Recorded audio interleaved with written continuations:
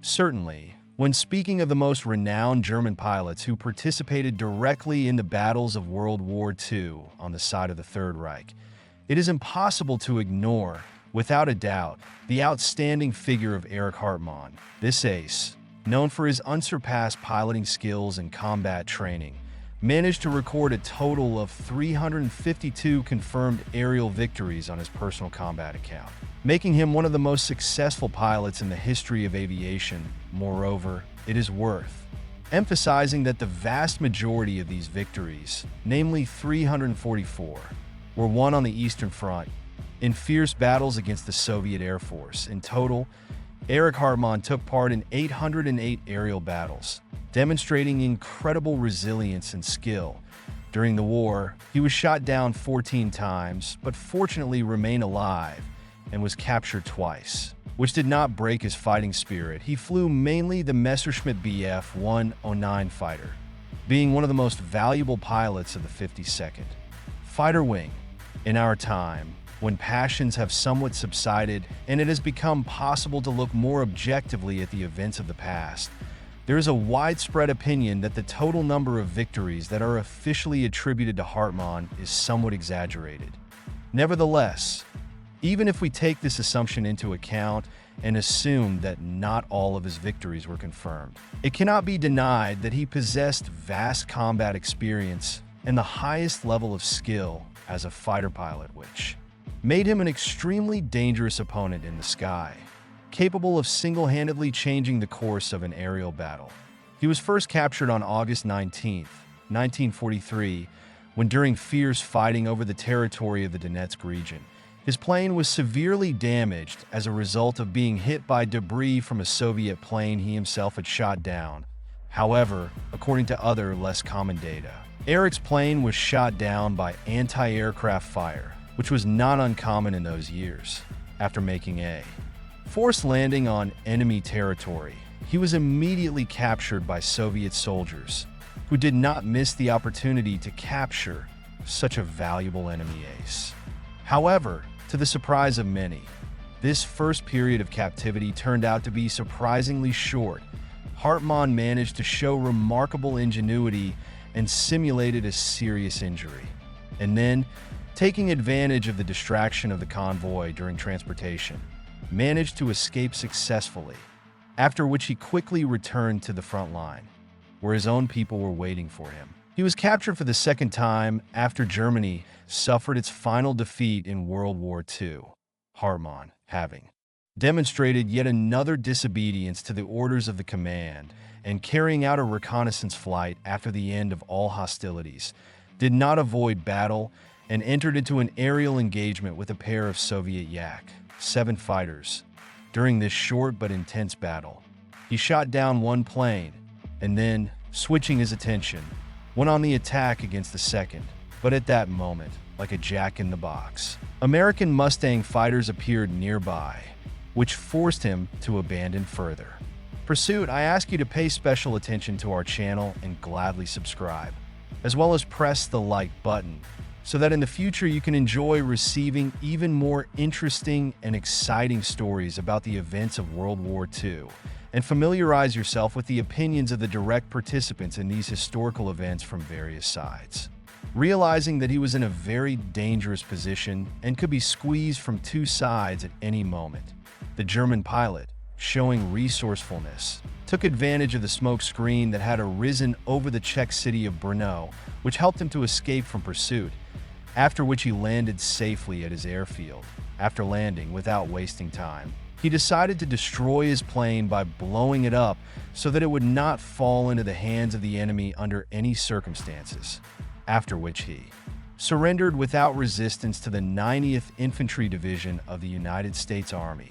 However, as it soon turned out, in accordance with the terms of the Yalta Agreement, all German servicemen, without exception, who had directly participated in hostilities against the Soviet Union, were to be transferred to the Soviet side without fail. This, to Hartmann's great displeasure, happened in his case. The conditions of detention that prevailed in Soviet prisoner of war camps caused Hartmann not only extreme dissatisfaction, but also outright disgust. In his personal letters addressed to his beloved wife, he openly shared his terrible impressions of the disgusting quality and quantity of food that was given in the camp, of the completely unacceptable conditions of detention, of the unbearable and exhausting work that the prisoners were subjected to, as well as of the regular cases of death, which, unfortunately, were not uncommon in camp life. But even more rejection was caused by the behavior of some other German officers who, in their pursuit of personal gain, were ready for any compromises. The German officer corps, for the most part, demonstrated a complete fall of moral foundations and degradation. Many colonels, to their shame, stole from their own comrades, became traitors, reported on their own people without remorse, and entered into close cooperation with the NKVD. I realized that now I have to look at people through a very powerful magnifying glass in order to see if there is something else behind their ostentatious external well-being and ostentatious bravado that they're trying to hide. From a letter addressed to Hartmann by his wife, 1947.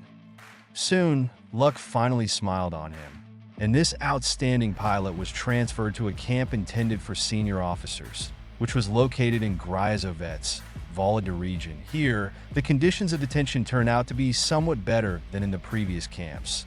The officers did not live in cold and damp dugouts, but in more comfortable barracks. They had their own football field where they could spend their free time, as well as a river where they could swim and cool off in the warm season. The camp even had a semblance of a cafe, which made the life of the prisoners at least a little more tolerable. The food, compared to ordinary camps, was also more bearable. The prisoners were given 600 grams of bread with a small amount of butter, as well as tea with sugar, oatmeal, and various soups, which made it possible to somehow replenish the energy spent at work. In the difficult camp conditions, many of the German officers, unable to withstand the hardships, joined the so-called anti-fascist unions, which were organized by the Soviet administration. Some did this after sincerely reconsidering their former views and deciding that they should start a new life, while others, for the most part, only sought to please the Soviet leadership and receive certain privileges. Hartmann, unlike them, categorically refused to take any part in such organizations, and spoke with open contempt about those who cooperated with the Soviet administration. The others, in their mass, are ordinary political scoundrels and traitors. These people proudly call themselves Antifa, but if you look at them more closely, for the most part these are former SS doctors, leaders of the Hitler Youth, SA commanders, and similar criminals who have changed their Nazi suits to communist ones. I absolutely do not understand what the Russians intend to do with all these people. Yesterday, they betrayed you and us, and tomorrow they will betray their new masters as well. Should they only have such an opportunity, in my opinion, such people should be kept in hell and never released from there. From a letter addressed to Hartmann by his wife.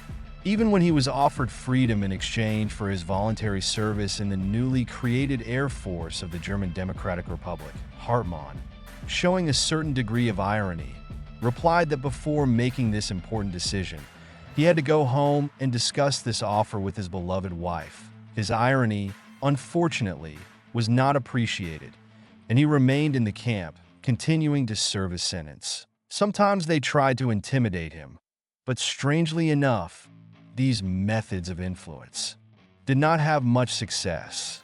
Once I was summoned to a special meeting, which was more like some kind of court, but to my surprise, they quickly left me alone, as I immediately stated that I demanded to be shot immediately.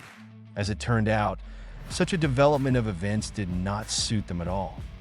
From a letter from Hartmann to his wife. In the end, it was decided to try Hartmann as a war criminal, presenting him with the absurd accusation of destroying a bakery located near Smolensk, as well as the mass execution of civilians near Bryansk. However, the special counsel was unable to provide any convincing evidence of these unfounded accusations, since Hartmann had never flown over the territory of Bryansk and Smolensk during the entire war. Nevertheless, despite the lack of real evidence, he was sentenced to 25 years of imprisonment for the so-called malicious destruction of socialist property. Soon, the former German pilot, through his ill-considered actions, aggravated his already deplorable situation, managing to increase his prison term. In the Shakti camp, he refused to go to work, thereby showing disobedience to the camp management, and later he led a real rebellion, which did not go unnoticed. The prisoners, showing solidarity, took the camp administration and guards hostage, and at the same time, taking advantage of the situation, managed to deal with those who had reported on them to the camp management. Eric, using the phone of the camp chief, as if nothing had happened, called the headquarters in Rostov-on-Don, and in pure Russian, without the slightest accent, demanded the immediate arrival of an international commission, which, in his opinion, should have investigated the situation. Instead, a company of submachine gunners arrived at the camp, which suppressed the outbreak of the riot in a matter of minutes, and without much difficulty, arresting its direct instigators. As a result, for inciting the rebellion, Hartmann received another 25 years to his original term, and the prospect of spending the rest of his life in camps for many years became very real for him. It seemed that after this his life would completely and irrevocably end within the walls of the correctional labor camp. However, in 1955, thanks to an agreement reached between the Federal Republic of Germany and the Soviet Union, as well as at the personal request of Chancellor Adenauer, 14,000 prisoners of war, including Erich Hartmann, were safely returned to Germany. In 1993, in one of his numerous interviews, he stated that he did not feel the slightest hatred towards the Russians, and in general, he believes that this destructive feeling should be avoided by all possible means, since it does not bring anything good. Hatred and fanaticism have destroyed my people, and millions of innocent people have died because of this terrible feeling.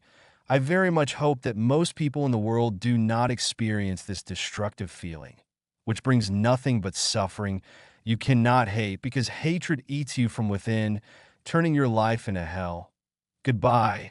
We were sincerely glad to see you on our channel. Do not forget to leave your comments, leave your likes, and subscribe to our channel so that you do not miss anything interesting.